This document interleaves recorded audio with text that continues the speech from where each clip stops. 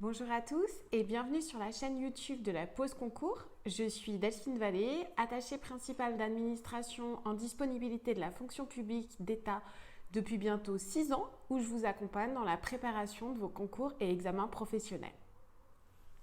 Aujourd'hui, je vous propose de continuer sur la thématique de l'expérience significative ou de la réalisation professionnelle que j'ai abordée dans la précédente vidéo.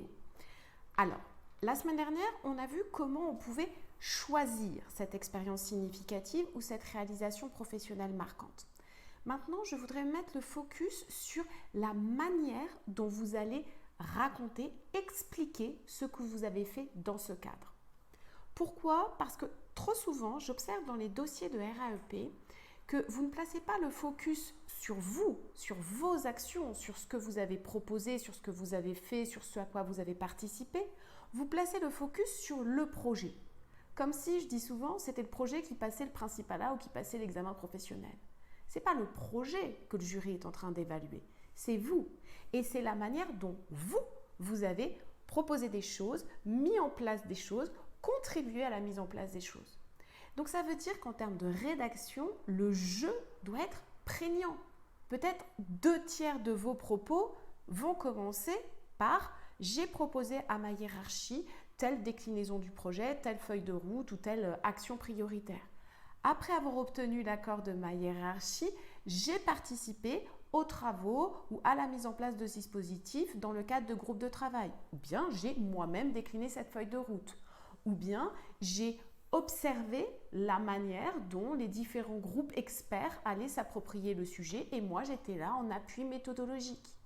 Vous voyez, ce qui est jaugé, ce n'est pas que vos actions et ce que vous avez fait, pas du tout. C'est vraiment votre degré d'implication dans ce projet ou dans cette réalisation.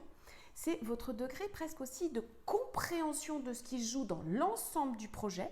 Donc, il y a des choses qu'on fait à son niveau. Il y a des choses qu'on propose, qu'on fait valider. Il y a des choses auxquelles on participe. Il y a des choses qu'on observe.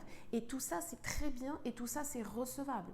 La seule chose qui est importante, c'est que votre jury sache exactement dans chaque cas de figure ce que vous avez fait et ce que vous en retirez.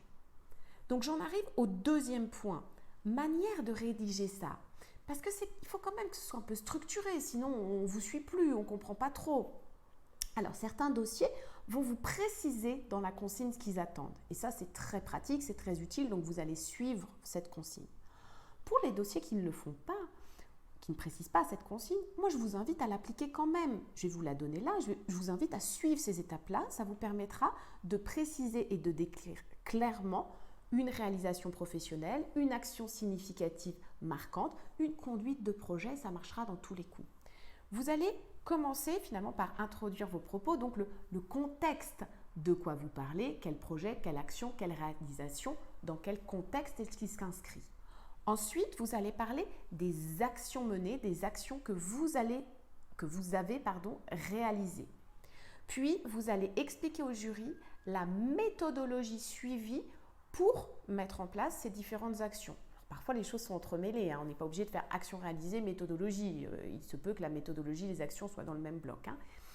Une fois que vous avez fait contexte, action, méthodologie, dans un sens ou dans un autre, mais vous allez nous parler des enseignements tirés, des difficultés rencontrées, des résultats obtenus. Il faut qu'on retrouve ça. Il faut que vous analysiez cette action. Qu'est-ce qui a fonctionné? Qu'est-ce qui n'a pas fonctionné?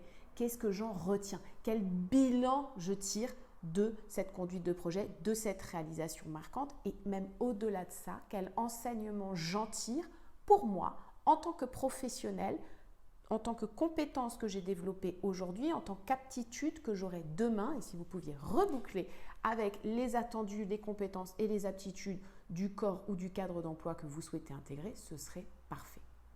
Donc vous voyez, suivez ces 5 étapes-là, je les répète: contexte du projet, action réalisée, méthodologie choisie, enseignement tiré, difficultés rencontrées ou résultats obtenus. Et on s'assure à la fin qu'on a bien cette analyse, cette prise de hauteur sur ce projet pour venir présenter au jury: voilà jury, ce projet m'a permis de développer, d'acquérir telle et telle compétence ou expertise.